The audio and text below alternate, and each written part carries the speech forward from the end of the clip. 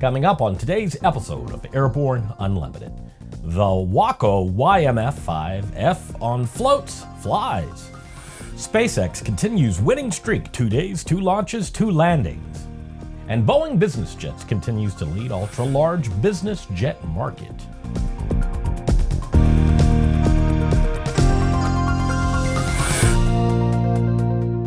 Hello, I'm Christopher C. Odom. It's October 17th, 2017, and this is Airborne Unlimited.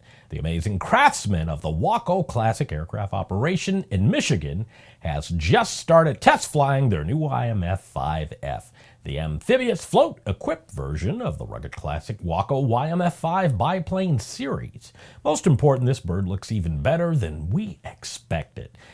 This is the first amphib Waco built, though a straight float version flew long ago with a few performance limitations. Now with the trifecta of 300 horsepower engines, the new MT composite propeller, and Aerocet 3400 amphibious floats, Waco says it has the perfect combination to make a great Waco on floats, the YMF-5F. The YMF-5F is a 3-place open cockpit land and sea biplane suitable for day and night VFR operations, and the first airframe has proven itself by operating off both land and water and is expected to be available for just short of $600,000. The airplane will be powered by a Jacobs R755A2A2M engine, seaplane variant standard, 300 horsepower at 2200 RPM, 1400 hour TBO, turning an MT constant speed, composite 93-inch propeller. The YMF-5F will cruise at 94 knots, stall at 51 knots, and burn out about 14 gallons per hour at typical cruise. It will carry 48 gallons of fuel, giving it a range of about 3.4 hours. SpaceX has just had a great week with 2 launches and first-stage recoveries in as many days, including the recovery of their 3rd reused first-stage booster. And they're doing something even more amazing, making these extraordinary achievements almost boring. Don't you just love it? Last Monday, October 9th, SpaceX successfully launched the Iridium 3 mission from Space Launch Complex 4E at Vandenberg Air Force Base in California. The mission carried the 3rd set of 10 Iridium Next satellites to their targeted orbit as part of a series of launches that will put a total of 81 Iridium Next satellites into orbit, 75 which will be launched by SpaceX. Following stage separation, the first stage of Falcon 9 successfully landed on the Just Read the Instructions drone ship station in the Pacific Ocean. 2 days later, SpaceX successfully launched the EchoStar 105 SES-11 payload from Launch Complex 39A at NASA's Kennedy Space Center. The satellite was deployed approximately 36 minutes after liftoff into its targeted orbit. Following stage separation, Falcon 9's first stage successfully landed on the Of Course I Still Love You drone ship, stationed in the Atlantic. Falcon 9's first stage for this mission previously flew on SpaceX's 10th resupply mission to the ISS last February. After the break, Boeing Business Jets continues to lead ultra-large business jet market. Based on the popular Sling 2 LSA, the Sling 4 was designed to be the most practical and desirable lightweight 4-place experimental aircraft on the market. Find out more about this 115 horsepower turbocharged airplane at airplanefactory.com.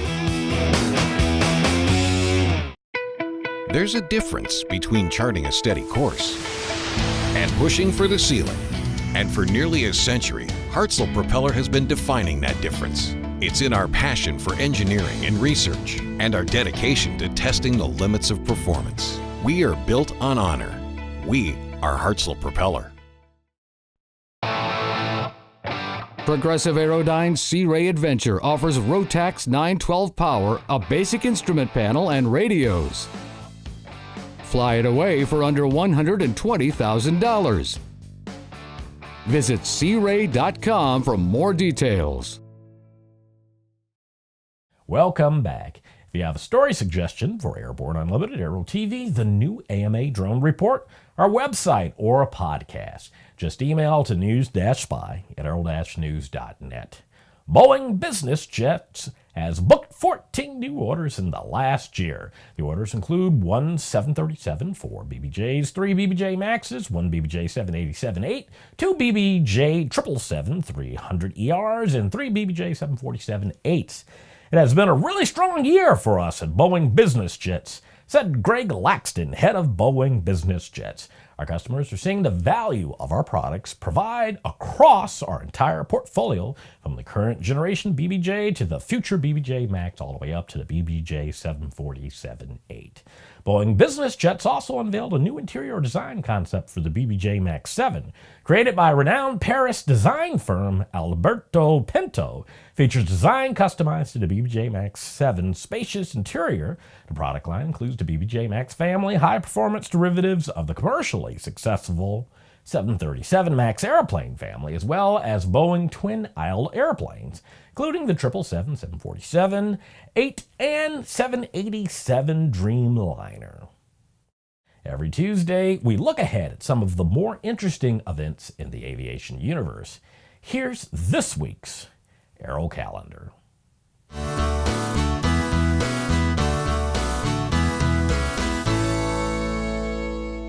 October 21st through 22nd is the Golden Age Air Museum Great Pumpkin Fly-In in Bethel, Pennsylvania. It's the last bash of the season. Admission is free for members, $8 for non-members, and $4 for children. All aircraft types are welcome. There will be a pumpkin bobbing contest, museum aircraft flybys, lunch, and refreshments. Radio-controlled aircraft and vintage automobiles are welcome. Biplane rides will carry on until sunset. Also on October 21st through 22nd is the Ford Tri-Motor Tour Stop in Columbia, South Carolina at the Jim Hamilton L.B. Owens Airport. Join them when the Ford Tri-Motor takes a trip back in time for an unforgettable experience aboard one of the few remaining airworthy Ford Tri-Motors in the world. You won't want to miss the 10 Goose when it visits an airport near you. October 24th is the EAA B-17 Tour Stop in Monroe, Louisiana. EAA is offering historic flight experience in its beautifully restored B-17G Flying Fortress aluminum overcast. One of the only 13 Fortresses still flying, this aircraft is an icon of the Allied strategic bombing effort that helped turn the tide of the battle in World War II. Unlike reading a history book, you can actually fly a mission back in time and feel the might of this magnificent machine. After these messages, AeroVironment upgrading family of small UAS.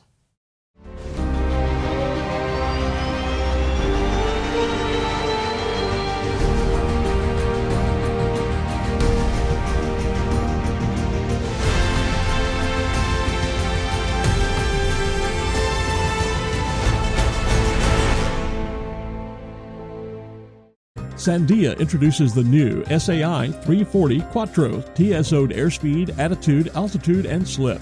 With integral backup battery, safety never looked so good. See it now at www.sandia.aero.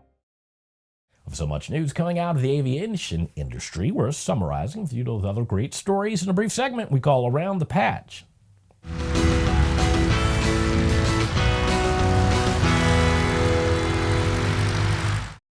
The AeroVironment Puma AE and Raven small unmanned aircraft systems are being enhanced with new upgrades. The new aircraft, Puma 3 and Raven 3, will be unveiled at the AUSA Global Force Symposium in March 2018. The upgrades include durability enhancements to the aircraft to operate in more rugged environments, improved ability, support advanced third-party payloads, and software applications enhance performance and challenging radio and electronic warfare, cyber environments where interference is prevalent. The FAA has issued an SAIB following Sikorsky's release of an alert service bulletin concerning landing gear dampers on Model 269 helicopters.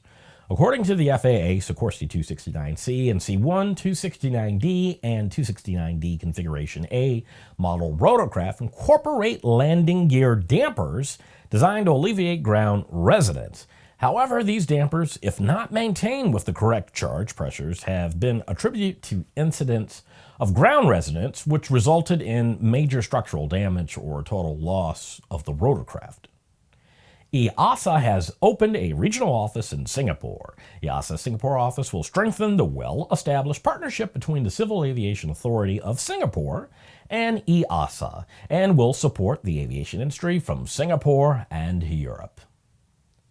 In situ and S3 have completed test flights on a new way to support firefighting efforts using state-of-the-art software for firefighters and first responders. The flights were held at the Warm Springs, Oregon FAA UAS test range, a member of the Pan-Pacific FAA US test site for commercial UAS testing.